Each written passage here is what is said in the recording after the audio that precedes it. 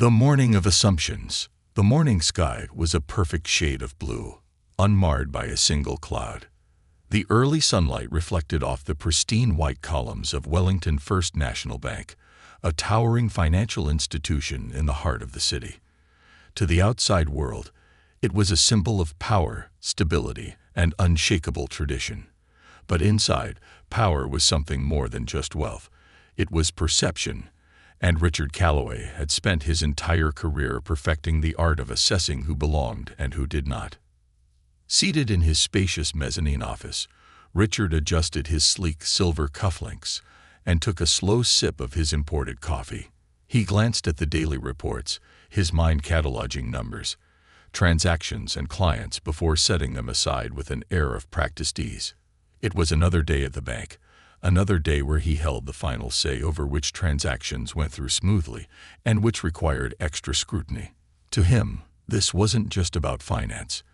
It was a matter of understanding people. A middle-aged white man in a tailored navy blue suit stepped up to a teller's desk below, carrying himself with the quiet assurance that Richard immediately recognized: old money. The man spoke in hushed tones to the teller, who immediately nodded in deference. No ID check, no delay. The transaction was approved before the man had even reached for his pen. Richard smirked slightly. That's how business was done. Then the bank's doors swung open, and everything changed. She stepped inside with a poise that disrupted the usual rhythm of the place. A tall, striking black woman, her presence sent ripples through the room, not because she was loud or demanding attention, but because of the quiet command with which she carried herself.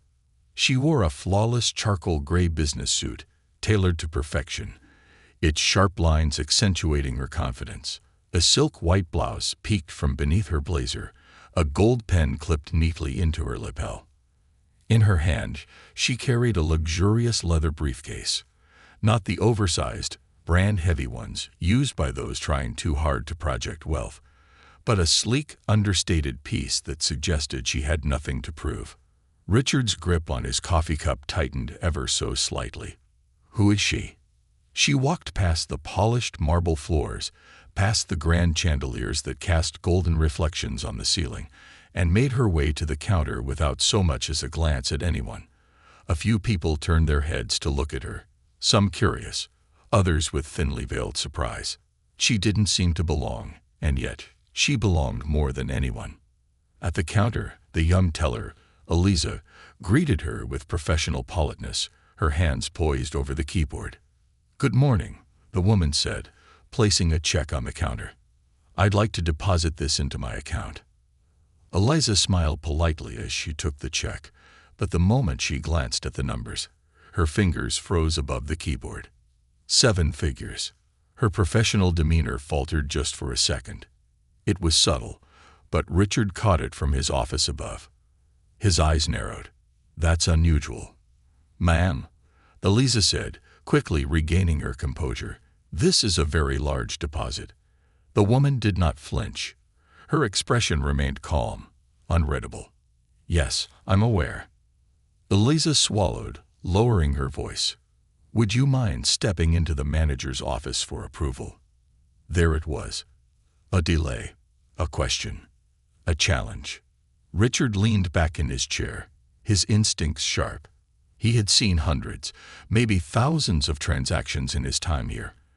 And when it came to sums this large, there were patterns of trust and patterns of doubt. The wealthy, established clients rarely needed approval. They were the backbone of this bank, the city's top entrepreneurs, investors, and executives. Men like him. Then there were the others, the ones who came in with too much money, but no recognizable face. The ones who always seemed just a little too confident, just a little too polished. Those were the ones who needed an extra look. And today, Richard didn't trust what he saw. Who was this woman? The businesswoman. A lawyer? A celebrity? A fraud? From his office, Richard watched her reaction carefully. Would she hesitate? Would she demand an explanation? Would she seem nervous? But she did none of those things. She simply nodded once, not surprised at all, and said, Of course. That unsettled him. The office of doubt. Minutes later, Richard sat in his office, his hands folded as the woman was escorted inside. She entered without hesitation, without uncertainty, and without needing permission. That alone made Richard uneasy. Most clients, when called into the manager's office, fidgeted. They glanced around, waiting for an explanation. They sought reassurance or validation. She did neither. She sat down across from him and placed her briefcase neatly on the desk. Then, without a single wasted movement, she slid the check toward him. "I'd like to deposit this into my account," she repeated, her voice smooth, composed, controlled. Richard took the check and let his gaze fall on the amount. A staggering figure. His fingers unconsciously smoothed over the paper. He had processed checks this size before, but never from someone like her. He cleared his throat, his face carefully neutral. "This is a very large amount," he said, as if she didn't already know. "We'll need to verify some additional information before we can process this transaction." Her gaze didn't shift. If she was surprised, she didn't show it. Instead, she leaned back slightly, her expression unchanged. "I've provided all the necessary documentation," she said. "You're welcome to contact my legal firm for confirmation if needed." Richard didn't like that answer. Too smooth, too prepared, too unapologetic. In his experience, people who had to prove their wealth often did not have it. People who belonged in these circles never needed to explain themselves. Richard kept his expression composed, but inside, his mind was racing. He could reject the deposit, claim that additional investigations were necessary. He could call for higher authorization, stall, delay, find a reason to say no. Or he could approve it, against every instinct telling him that something about this was off. But before he could make a decision, Cynthia Brooks did something that sealed her place in this confrontation. She smiled. Not a polite smile. Not an apologetic smile. A knowing smile. A smile that said, "I know exactly what you're thinking." And that was when Richard knew this was not just a transaction. This was a test, and he was about to fail it. The weight of a name. The air inside Richard Calloway's office felt denser now. A weight had settled between them, not just the weight of the check on the desk, but the unspoken power struggle that had ignited the moment Cynthia Brooks stepped inside. She hadn't raised her voice. She hadn't demanded respect. She hadn't even asked why her transaction was being delayed. And yet Richard felt the pressure. He had spent years perfecting control. Control over finances, control over clients, control over who deserved swift service, and who needed to be examined under a magnifying glass. It was his job to assess risk, to determine who could be trusted and who required further scrutiny. But this woman did not fit into his system. She was too composed, too aware. She didn't react like someone who was desperate to prove herself. She didn't scramble to justify her wealth. And that was what unnerved him most. He cleared his throat, keeping his expression unreadable as he flipped the check between his fingers. "This is quite a sum, Ms. Brooks," he said, his voice deliberately slow. "We have certain policies in place for transactions of this size. I'm sure you understand the need for additional verification." Across from him, Cynthia didn't move. Her hands rested lightly on the leather of her briefcase, her fingers calm, unbothered. When she spoke, her voice carried the unmistakable tone of someone who had heard this before, too many times to be surprised. "I understand the need for verification," she said, tilting her head slightly. "But I also understand the difference between due diligence and a delay." Richard felt a sting at her words, but he refused to let it show. He leaned back in his chair, folding his arms as if settling into his authority. "I assure you, Ms. Brooks, this is standard procedure for high-value transactions." Cynthia smiled. It was not a friendly smile. "Is that so?" she asked. "Then tell me, Mr. Calloway, in your experience at this bank, how often do your standard procedures require extra verification when a well-dressed white businessman presents a check of this size?" Richard's fingers tightened around the check. The question was like a knife slipped beneath his collar, not aggressive, but surgical, sharp, cutting in a place where he didn't expect to feel exposed. He could sense it now, the ground shifting beneath him. Outside the glass walls of his office, employees worked diligently at their desks, but he could feel their glances flickering toward his office. The bank had a natural rhythm, a quiet pulse, and right now, that rhythm had changed. People sensed when something unusual was happening, and Cynthia Brooks was very unusual. Richard took a slow breath and forced a polite, measured smile. "Ms. Brooks, I assure you, my only concern is the integrity of our financial process." Cynthia studied him for a moment, and for the first time, Richard saw something shift in her expression. Not anger, not frustration. Something far more dangerous. Recognition. She knew exactly what he was doing. She leaned forward slightly, just enough for the air between them to change. And then, with a voice so calm it sent an unnatural chill down Richard's spine, she said, "I believe you, Mr. Calloway. That's why I'm offering you a second chance to do the right thing." The words hit him harder than he expected. Richard wasn't used to being challenged. Not like this. Clients argued all the time. They pleaded, they insisted, they demanded. He knew how to handle those situations. But this was different. This woman wasn't here to argue. She wasn't here to beg for approval. She was giving him a choice. And that was what terrified him the most. A question of power. Richard glanced at the documents she had placed on his desk. Every piece of verification was there. Her financial history, the registration documents of her business, her legal firm's contact information, even previous transactions conducted at this very bank. He had everything he needed to process the deposit immediately. And yet, his instincts told him that if he approved it right away, he was surrendering, admitting that he had delayed this transaction for a reason he couldn't put into words. He had built his entire career on control, on being the one who decided who was trustworthy and who wasn't. And right now, this woman was taking that power away from him. His jaw tightened. "Ms. Brooks," he said, pressing his fingers together on the desk, "with transactions of this magnitude, it's my duty to ensure that there are no irregularities. I cannot approve this deposit without further verification." For the first time, Cynthia's expression changed. The patience faded. And Richard Calloway knew in that moment that he had just made the biggest mistake of his career. She took a slow breath, then nodded. "I see," she said. "That's your decision, then?" Richard forced a small, confident nod. "Yes, that is my decision." There was a pause. A dangerous, heavy pause.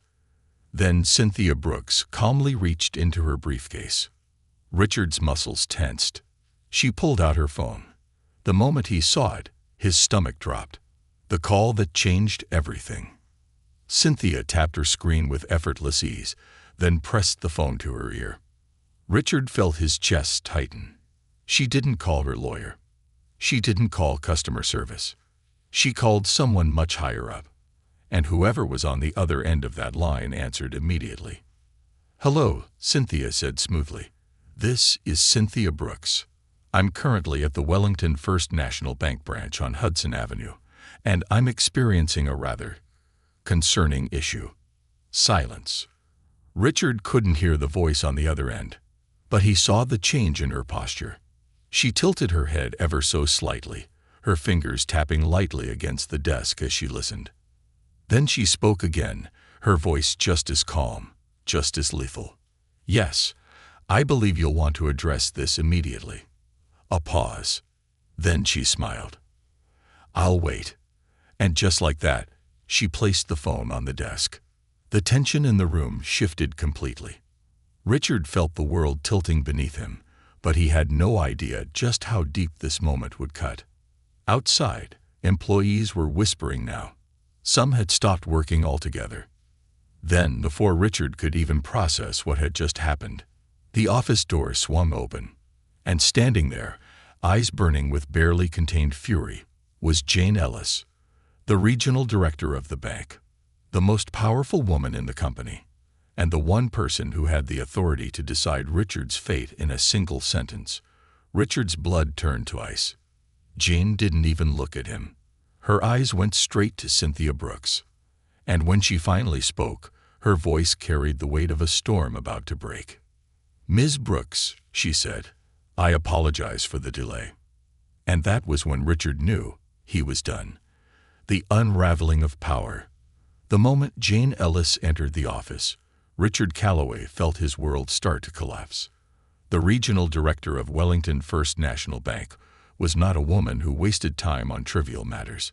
She didn't make appearances at branch-level disputes. She had far more important things to deal with than a single delayed deposit, unless that deposit belonged to someone who truly mattered.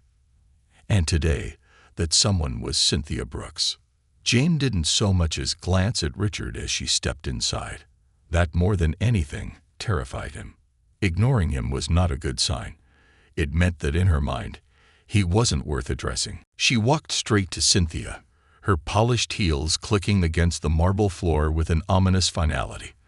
The energy in the room shifted entirely, as if the weight of control had suddenly been lifted from Richard's hands and placed firmly into Cynthia's. It was over. Jane's voice was smooth, professional, but carrying an unmistakable authority. "Ms. Brooks," she said, her words carefully measured, "I sincerely apologize for any inconvenience you've experienced here today. This is not how we do business." Jane knew exactly what had happened. She didn't need Cynthia to explain. And Richard knew that whatever damage had been done, it was already too late to fix it. Cynthia, still seated, didn't rush to respond. That alone was another power move. She could have demanded an explanation. She could have insisted that Richard apologize or justify himself. But she didn't. She simply let the silence stretch, let Jane wait for her. Finally, after a long pause, she exhaled slowly and picked up the check from the desk. The same check Richard had refused to process. She turned it over in her hands as if considering her next words carefully. Then, without looking up, she said, "I'm sure you understand my concerns, Ms. Ellis." Richard flinched. Not Jen, but Ms. Ellis. That formality meant that whatever came next was not personal, it was business. And business, at this level, had consequences.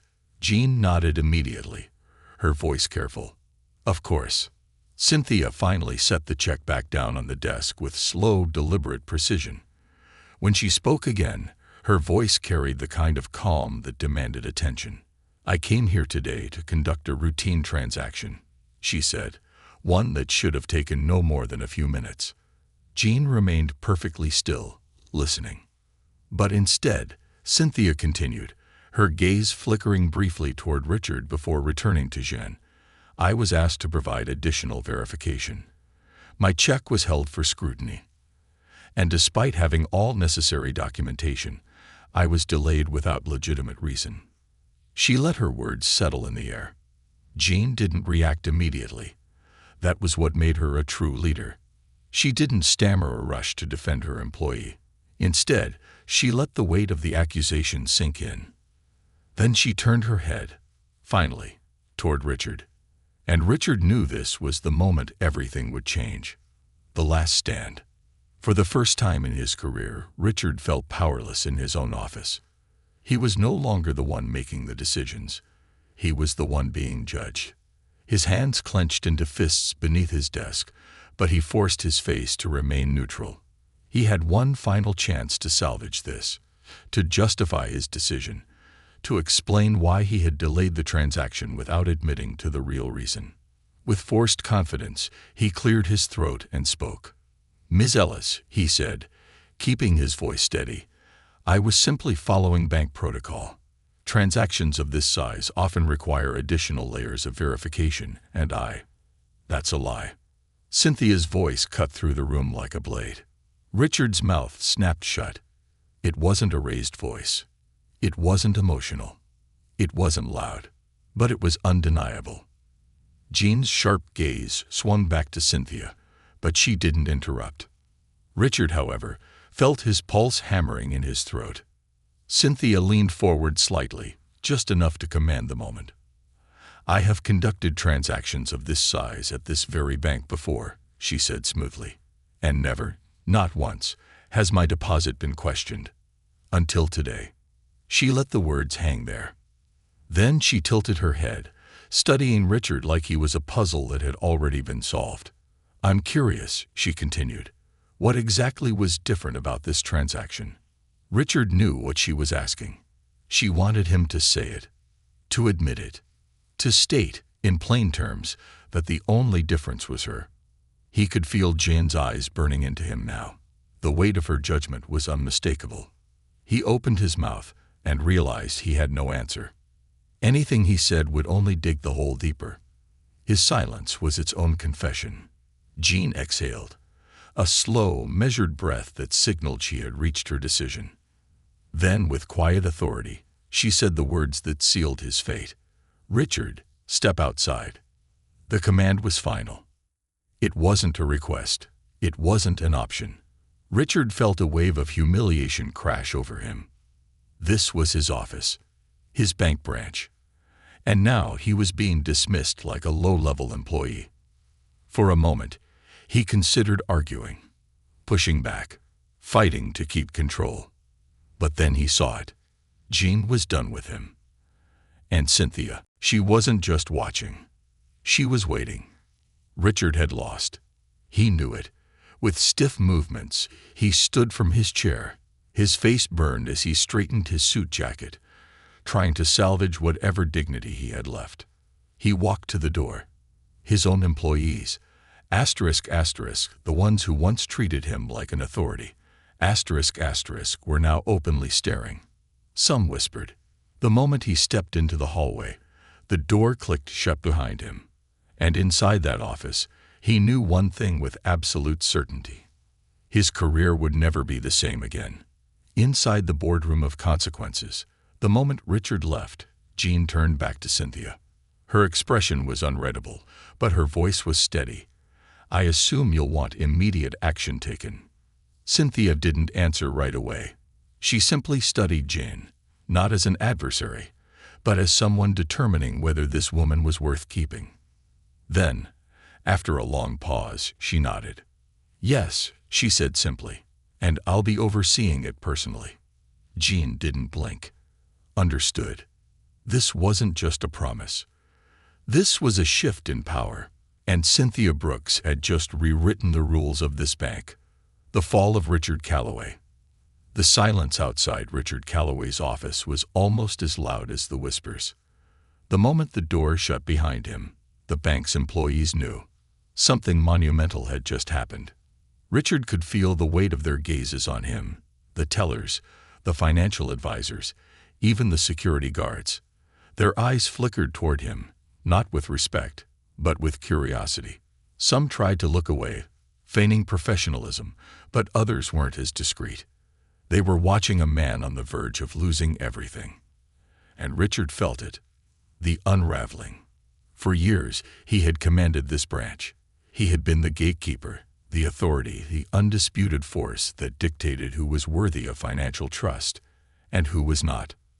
But now, he was the one being scrutinized. His breath felt shallow, his throat dry as he took slow, measured steps toward his office window, where he could see the city skyline.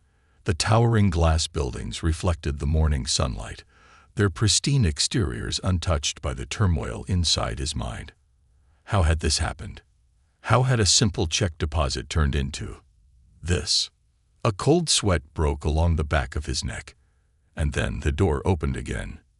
He turned, expecting to see Jen Ellis or even Cynthia Brooks, ready to deliver the final blow. Instead, it was Eliza, the young bank teller who had been the first to interact with Cynthia. She stood in the doorway, clutching a clipboard, her eyes flickering with both hesitation and determination. For the first time since this nightmare began, Richard felt something close to anger. Did this girl, this junior employee, really think she had a place in this? "What is it, Eliza?" he asked, his voice tight. Eliza hesitated. Then, with quiet resolve, she stepped inside, and closed the door behind her. That caught Richard off guard. She had never done that before. Then she spoke, and what she said would haunt Richard for the rest of his career. "I just wanted to let you know," she said carefully, "that I sent Ms. Brooks' transaction history to Jean Ellis before you called her into your office." The air in the room shifted. Richard's blood turned cold. "What?" he asked, though he had heard every word perfectly. Eliza swallowed but didn't back down. "I processed her transactions last week, Mr. Calloway. I knew she was a regular VIP client, so when I saw the amount today, I didn't question it. But when I saw your hesitation, I decided to check something." Richard's jaw tightened. Eliza's voice remained steady. "I looked up her profile before I sent her to your office," she said. "I saw her account history. I saw that she's made 7-figure deposits before, at this very branch." Richard's heart hammered. "I emailed Jane Ellis before you even finished your coffee," she added, "because I knew what was about to happen." Richard felt like he was sinking. Jean had known before she even walked in. She hadn't come to investigate. She had come to end this. Eliza took a slow breath. "I thought you should know." Then, without another word, she turned and left. Click. The door shut behind her. And for the first time, Richard Calloway felt what it meant to be powerless. The boardroom of judgment. 30 minutes later, Richard found himself in a place he never imagined. A seat at the end of the boardroom table, not as a decision-maker, but as a man on trial. The room was vast, encased in glass, with sweeping views of the financial district below. Normally, it was a room where he thrived, where he negotiated, directed, and approved major decisions that shaped the bank's future. But today, he was the one being decided upon. Jean Ellis sat at the center of the table, her face unreadable. Senior executives lined either side, their expressions a mixture of cold professionalism and quiet expectation. And at the head of the table, where only the most powerful individuals sat, was Cynthia Brooks. She did not speak. She did not need to. She simply watched. Jean finally broke the silence. "Mr. Calloway," she began, her voice razor-sharp, "do you understand why we are here?" Richard hesitated. Then, with forced control, he nodded. Yes, but I'd like to." Jean raised a hand. Richard shut his mouth. It was over. He knew it. Jean exhaled slowly, then leaned forward, clasping her hands together. "We conducted a thorough review of Ms. Brooks' accounts and transaction history. She has been a long-standing client of this bank for years.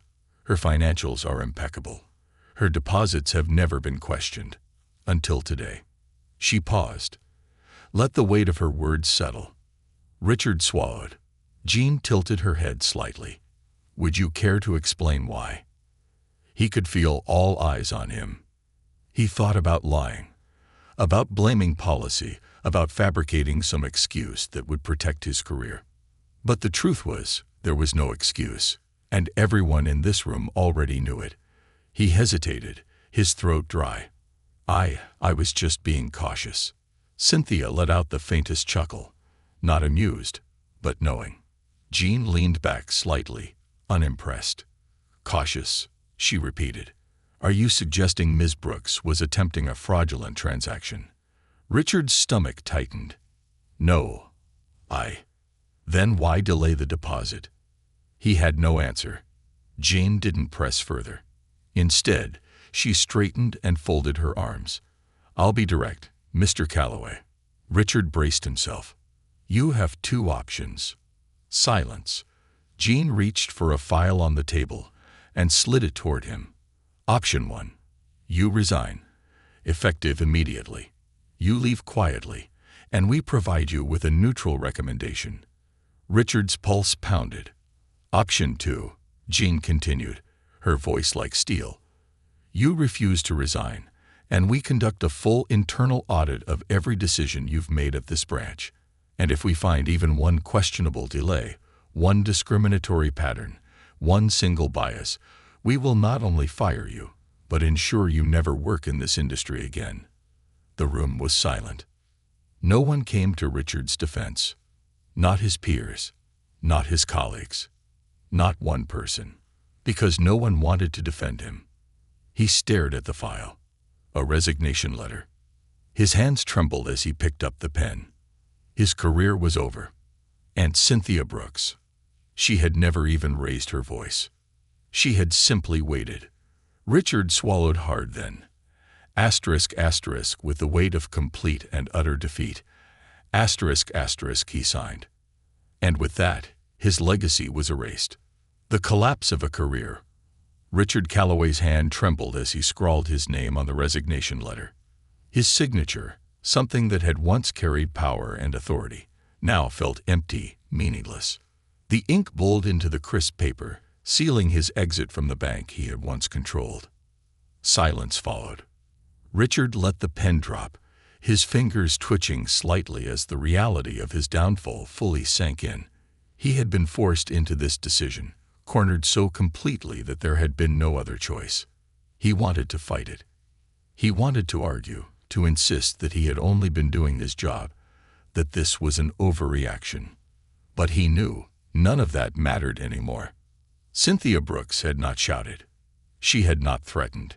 She had not demanded revenge. She had simply waited and let him destroy himself. Jane Ellis reached across the table and took the signed resignation letter, flipping it closed with finality. She didn't thank him. She didn't offer false sympathy. She simply said, "Security will escort you out." Richard flinched. Escort him? Like he was a criminal. Like he was some common fraudster caught stealing from the vault. His throat tightened as he tried to maintain what little dignity he had left. "This isn't necessary," he muttered. "I can leave on my own." Jean didn't blink. "No, you'll be escorted." Richard's jaw clenched, his pride aching from the humiliation. Then, as if summoned by her words, 2 uniformed security officers appeared at the door. Richard turned toward them, his pulse pounding in his ears. It was really happening. The walk of shame. He pushed back from the table slowly, forcing himself to stand tall.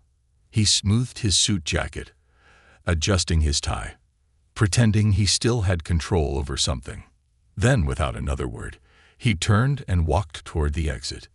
The security officers fell in step beside him. The walk of shame. The moment Richard stepped into the main floor of the bank, the whispers stopped. Every teller, every financial advisor, every employee froze.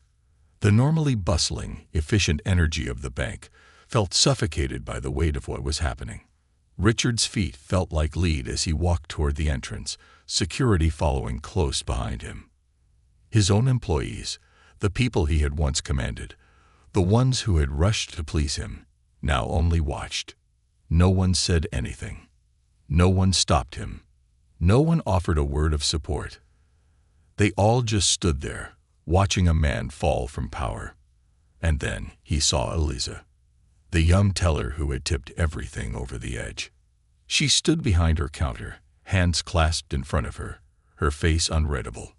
For a split second, Richard felt a spark of anger. How dare she? A junior employee? Someone who had no authority, no real experience, no understanding of what it took to run a bank. And yet, she had been the one to break him. She had seen what he did. She had acted on it. And she had been heard. Richard hated that. He wanted to say something, to lash out, to make her regret it. But then he saw the way she looked at him. Not with triumph, not with gloating, but with pity. She wasn't proud of what had happened. She had just done what she knew was right. Richard swallowed, his chest tight. He forced himself to look away, because deep down he knew she had been right to do it. And then he was gone. The glass doors of the bank slid open, and he stepped into the outside world. The security officers didn't follow him beyond the doors. They didn't need to, because Richard Calloway no longer had a place inside that building.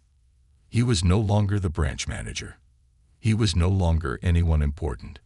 He was just another man in a suit, one who had lost everything. And as the doors closed behind him, Richard Calloway understood something that haunted him more than the humiliation. Cynthia Brooks hadn't destroyed him. He had done it to himself. Inside the bank, a new order begins. Back inside the bank, the atmosphere shifted. The tension that had hung so thickly over the employees lifted, as if a storm had finally passed. Eliza exhaled, her grip on her pen loosening. She couldn't quite believe it had happened. Richard was gone. She glanced toward the main floor. At the far end of the counter, Cynthia Brooks was still there. Still composed, still powerful, still owning the space around her. And then she began to move. The moment that changed everything. Cynthia walked toward the teller desks, the same path she had taken when she first arrived that morning.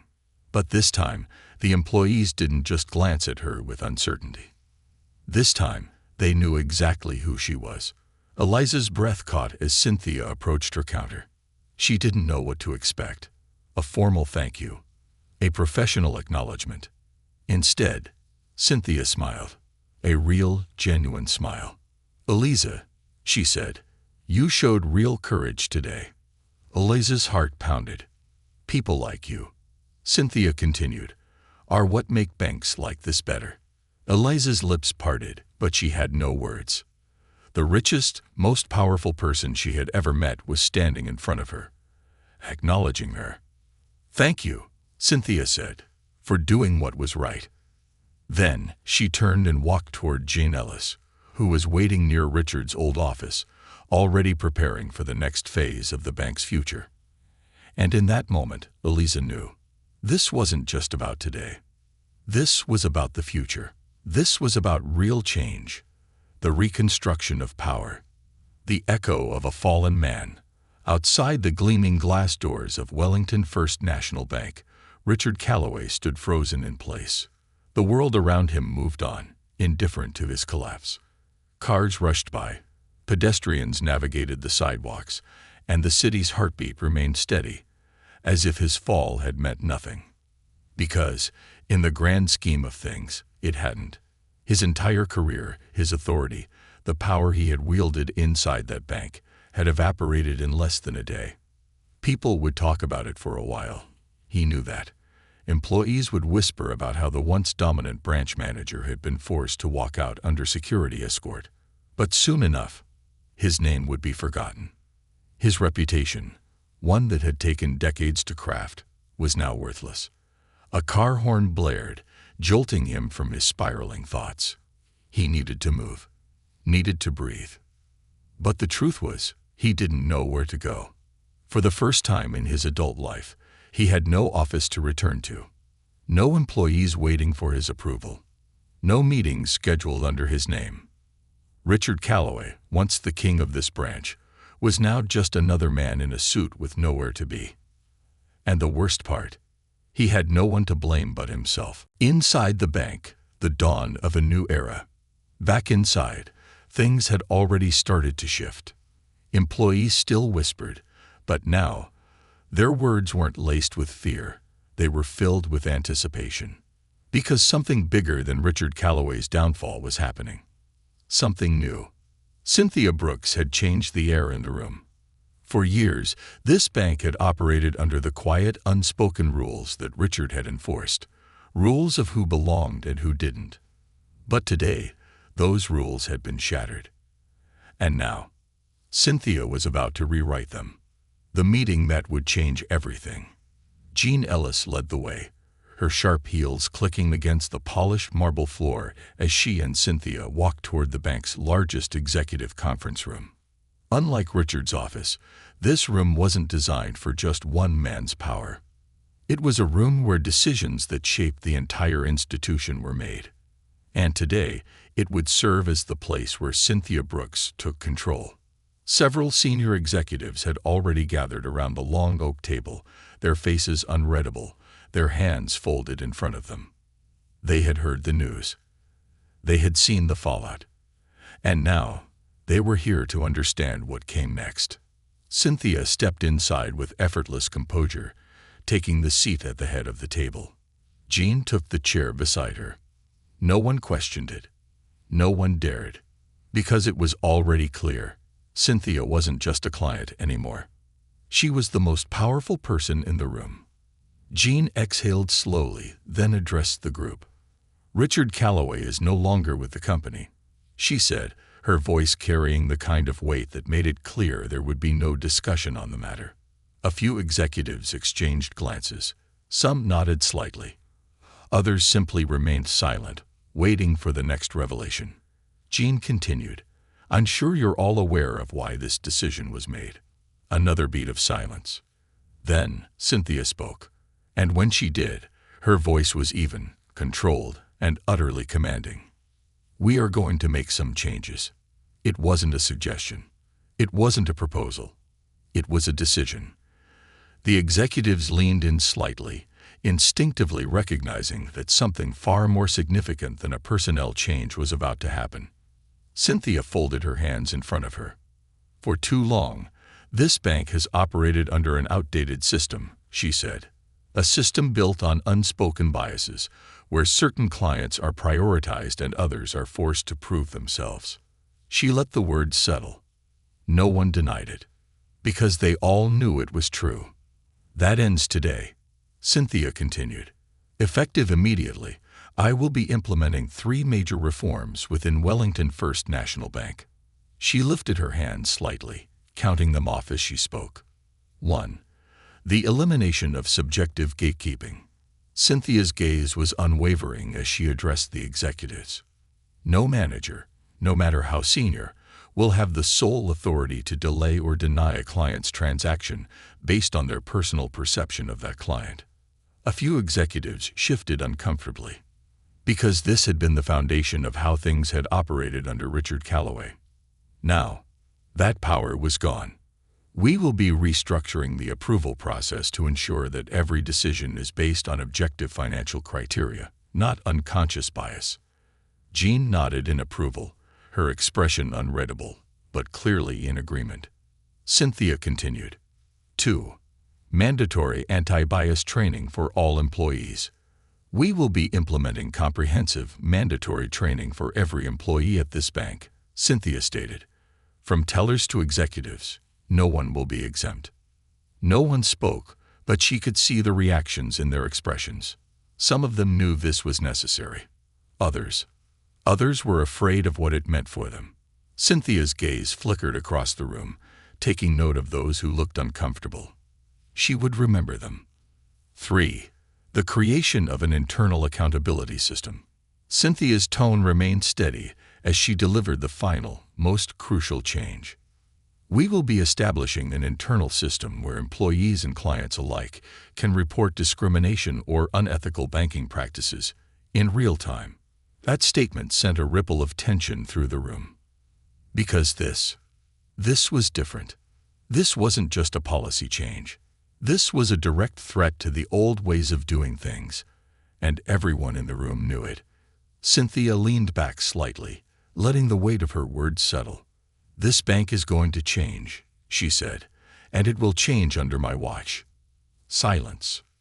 Then Jane Ellis spoke. "I fully support these initiatives," she said, her voice clear and unwavering, "and I will personally ensure that they are implemented effectively." That sealed it. With Jane's backing, no one in this room would dare to oppose Cynthia's reforms. And with that, Cynthia Brooks had fully taken control of Wellington First National Bank. The future has arrived. As the meeting adjourned, executives filed out quietly, their expressions varying between admiration and unease. Cynthia remained seated for a moment, watching them go. She knew change wouldn't happen overnight. She knew there would be resistance. But she also knew one thing with absolute certainty. The days of Richard Calloway's bank were over. And in its place, a bank that truly served its clients, not just the ones it deemed worthy. She stood, smoothing out her suit jacket.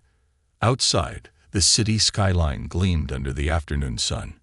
It was time to rebuild. The rise of a new legacy. The aftermath of a fallen era. 2 days had passed since Richard Calloway walked out of Wellington First National Bank for the last time. But inside the grand building, his absence barely left a ripple. His office was already cleared out, his name removed from the system, his authority erased as though he had never been there.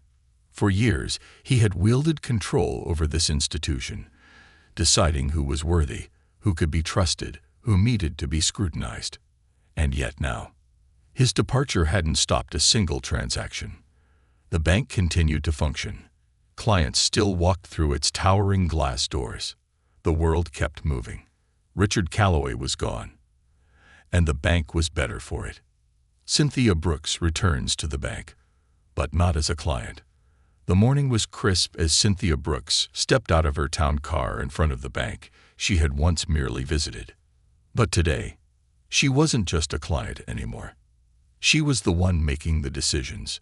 Dressed in an impeccable navy blue power suit, her posture exuded a quiet, unshakable confidence. She strode through the front doors, and this time, the energy inside the bank had changed.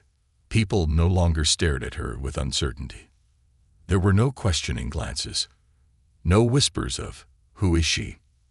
Because now, they all knew exactly who she was. The woman who had removed Richard Calloway. The woman who had forced the bank to change. The woman who owned the future of this institution. She walked straight to the counter where Eliza was stationed, the young teller who had played an unexpected role in what happened that day. Eliza immediately straightened when she saw Cynthia approaching. There was a flicker of nervousness in her eyes, as if she wasn't sure what was about to happen. And then, Cynthia smiled. "Eliza," she said, her tone warm but professional. "Walk with me."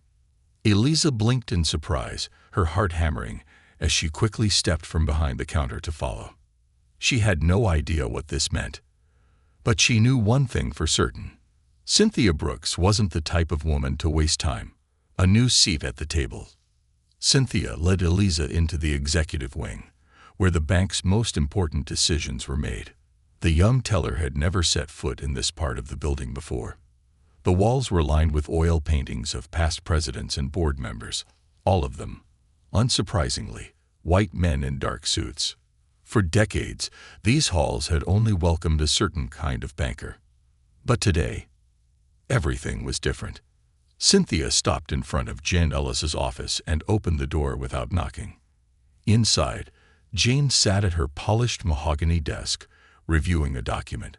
But when she looked up and saw who Cynthia had brought with her, she smiled knowingly. "Eliza," Jane greeted, nodding toward a chair. "Please, have a seat." Eliza's palms felt sweaty as she sat down, her mind racing with possibilities. What was happening? Had she done something wrong? Had she overstepped when she stood up to Richard? Jane and Cynthia exchanged a glance before Cynthia spoke. "I want to offer you a promotion, Eliza." The words hit Eliza like a thunderclap. Her lips parted, but for a moment, she couldn't speak. A promotion. She barely had time to process it before Cynthia continued. "You have a strong sense of integrity," Cynthia said. "You weren't afraid to speak up when you saw something wrong, even though you knew it could have cost you your job." Eliza swallowed hard, still in disbelief. Jean leaned forward, clasping her hands together. "That's the kind of leadership we need in this bank." Eliza's heart pounded. "Do you what position?" she finally managed to ask. Cynthia's lips curved into a knowing smile. "How would you feel about assistant branch manager?" Eliza nearly choked on air. Assistant branch manager. That was a role that took people years to reach, if they were ever even considered. She had never even dreamed of it happening this soon. But here she was, sitting in front of two of the most powerful women in the bank, being offered something that should have been impossible. And suddenly, she realized, it wasn't impossible. Not anymore. Because now, the rules had changed. Eliza took a shaky breath. I'd be honored." Cynthia nodded approvingly. "Good, because we have work to do. The bank's transformation begins. With Richard Calloway gone, the real work began." Cynthia wasted no time implementing the sweeping changes she had promised. All employees, regardless of rank, were required to complete anti-bias training. Those who resisted, they were free to leave. A new transaction review system was introduced, No more subjective approvals.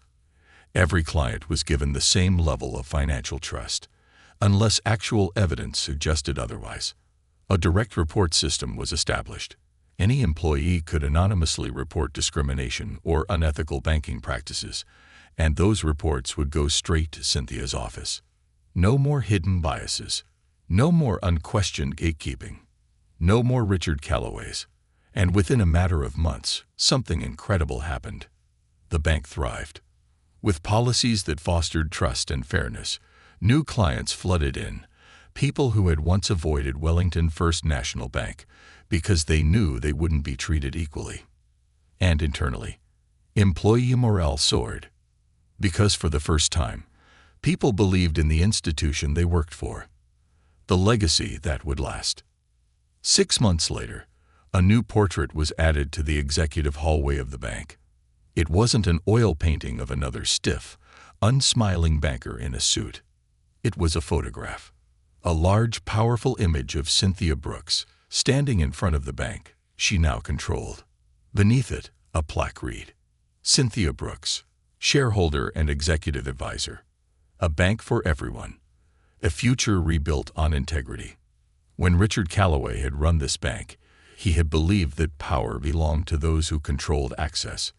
But Cynthia Brooks had rewritten the rules. Power didn't belong to those who hoarded it. It belonged to those who built something greater with it. And now, this bank was finally hers, and it would never be the same again.